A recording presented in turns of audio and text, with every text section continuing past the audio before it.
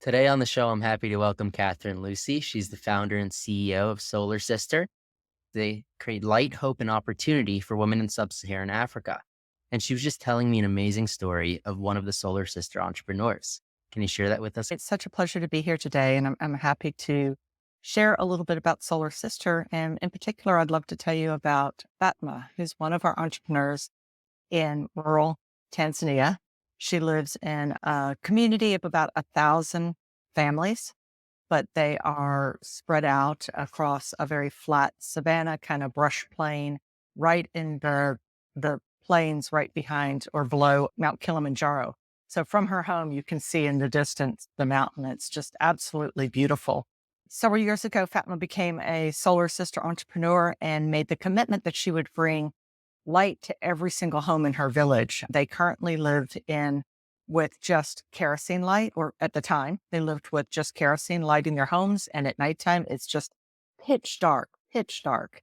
And when she understood how powerful the solar lights were and how they could bring light into the home, replace the kerosene lamps, which are toxic, have fumes, open flames, which is such a danger for small children and for living in a thatched roof home, it's a really problem. And so she saw the benefit of these solar lights and bought one for herself, but also wanted to bring one to every person in her community. So she became a Solar Sister entrepreneur and started selling the lights one by one to people in her community. And as she was doing this, it was bringing great benefit, but she realized it was taking too long. It was for her to go around and sell each one of these lights would take a long time. And so she recruited 6 other women to join her, and they became a group together with this shared commitment to make sure every home in the village had light. And over a year and a half or so, they actually accomplished their goal. And with that commitment, now everyone in that community has light. They're no longer using kerosene.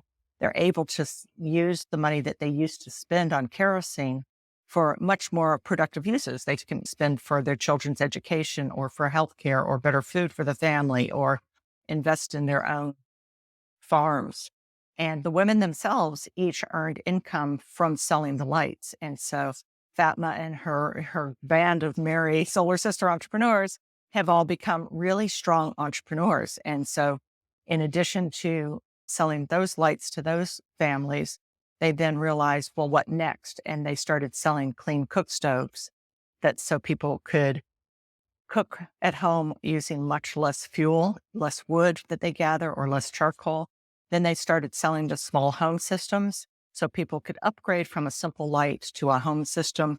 And it just kind of keeps repeating over and over so that over the years, Fatma and her team have really improved the quality of life of this entire community, as well as created benefits for less deforestation as people don't have to chop down as many trees, better air quality inside the home from people not having to breathe the fumes of the kerosene and the wood burning. And so better health for the children. And it's just this ripple effect of benefits that you see when you go to visit Fatma now. She's quite famous in her town, and she's invested the money that she earned from her Solar Sister business in buying cattle. So her first cow that she bought and was very, very proud of, she's in an area where cattle are actually a sign of wealth. When you own cattle, that's really a significant thing. And for a woman to own a cow is really like gender significant as well. And so she named her first cow that she bought Solar after the business. So Fatma's doing just great. The women in her community are doing great because of Fatma and the opportunity that she brought them. And the people in her community are doing really well and thriving because of the improved access to energy and the savings and just all of the ripple effects that that brings. So that is, I think Fatma is really just like the embodiment of what being a Solar Sister entrepreneur is all about. Women who are doing it for the purpose of earning income, but also for the benefit of their families and their communities.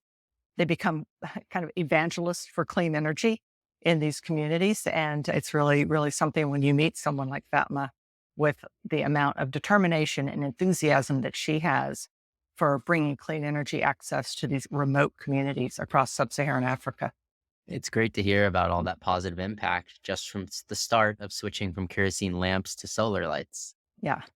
So, how does this start? How do you how does somebody find Solar Sister, or how do you find these entrepreneurial women? Yeah. So Solar Sister started about 13 years ago in 2010. So we've been going for quite a while and we have a team on the ground. We work in Nigeria, Tanzania, and Kenya. And in each of those countries, we have a local registered entity that is completely staffed by local staff.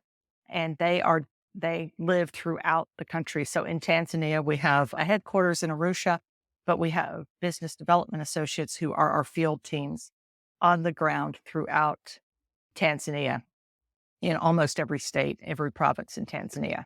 And it's that business development associate who is going to be from that particular district, who goes and knows the district, knows who the players are, know who the influencers are, knows who the local government is. And then they go and reaching out through networks, recruit women to be entrepreneurs. And so they'll recruit 20 to 40 women within that district. Those women are brought together in groups. We call them Solar Sister groups. And in those groups, they'll meet once a month. And in that monthly meeting, they get training, they get their inventory, they get support from each other as well as from the business development associate. And so it's really the backbone of their business is this monthly meeting where they get reinforced of training about the business, training about the technology, training about leadership and marketing and all of these things that really help them become entrepreneurs. But because they're in this network, they're individual entrepreneurs. So each one of them is running their own business, but they are networked together for support. And so that really helps them survive through some of the tough times, celebrate some of the good times. Yeah, it's an amazing business and the impact you're making. But I'm sure Solar Sister, to do all these great things, there still has to be some sort of monetization to fund these efforts. So how Mhm. does that part of it look? Yeah. So we are a hybrid organization. We're founded here in the US as a 501(c)(3), which means we're a charitable nonprofit. So the work that we do, the charitable part of the work that we do is really that recruiting, training, supporting the women entrepreneurs. It's helping build these local businesswomen and giving them the education and support. It's kind of like a grassroots business MBA program or something for them that's really delivered at their doorstep. And so that's our work is to support them. And then each of the women entrepreneurs is a fully independent and profitable business and sustainable. So she's buying product from us. We're buying it in bulk from suppliers. And so we have a revenue stream that's generated by those sales. We're selling to the entrepreneurs. The entrepreneurs add their margin, which is what their profit is that brings them an income, and they sell it retail. So we're just like a middleman in the supply chain, which gives us some revenues to support the entire distribution business. And then we get grants and donations to support the philanthropic effort, which is support, recruit, train, support the women themselves. So within these communities, there's enough cash flow within them for them to then invest in these technologies. Yes, the solar lamps are there's a whole range of products, everything from a very simple solar lamp, which is just a light, a simple light, and those you could buy for the equivalent of $4 is probably the cheapest lamp. But it goes up through more complex lamps that you can charge your phone from and phone charger, solar powered phone chargers and appliances like solar powered fans or things like that. Entire home systems where you might have 3 or 4 lights off a solar panel that they put into different rooms in their home, even solar powered equipment for things like farming equipment things. So it's a whole range of products. But in the most remote rural areas where people are currently using kerosene, the economic of kerosene is so expensive. Basically, you're burning through about maybe $4 a week just in kerosene.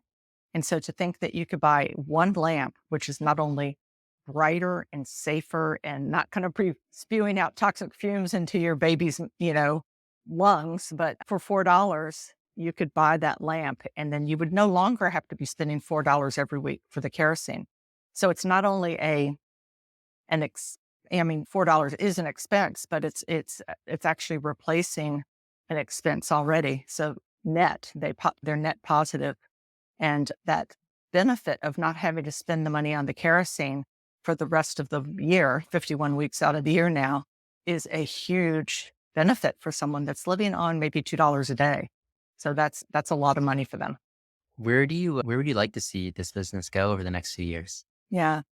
Solar Sister exists to address three really important issues. I think the most important issues of our time, which are climate change, energy access, especially for those most rural, left behind communities, and gender equity. So, by bringing together this economic opportunity for women in places where people don't have access to energy, and this particular business that these women are building addresses that energy access question in a way that is environmentally beneficial.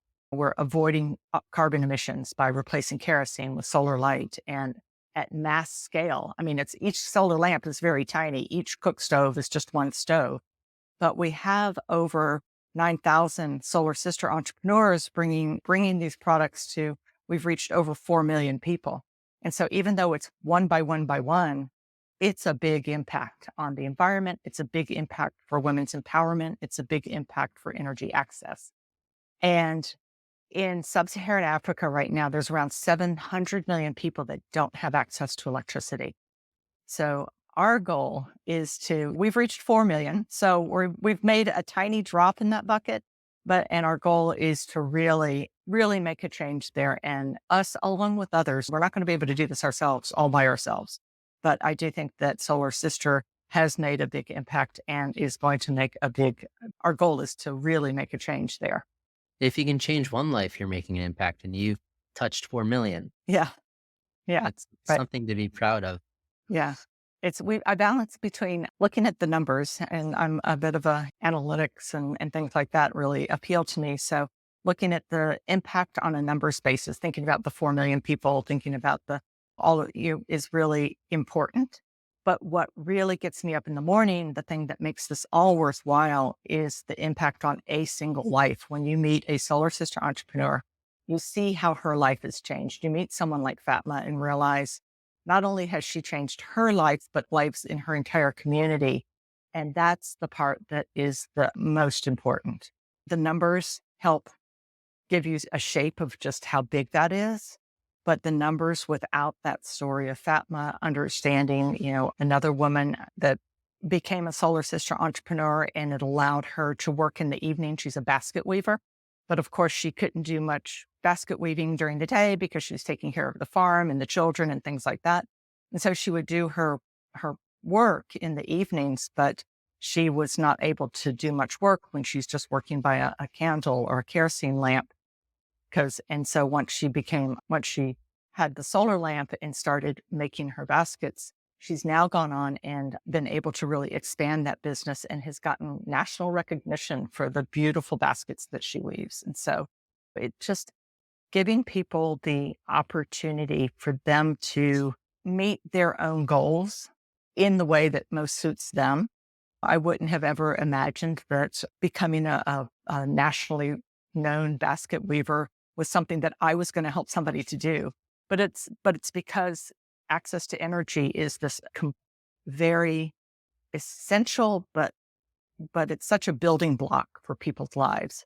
And then people have so many different ways of building on that fundamental building block. Right. You have people who have the drive, the motivation, but not the necessary tools. They come in and provide those tools. So Yeah, what's that phrase? Talent resides everywhere, but opportunity doesn't.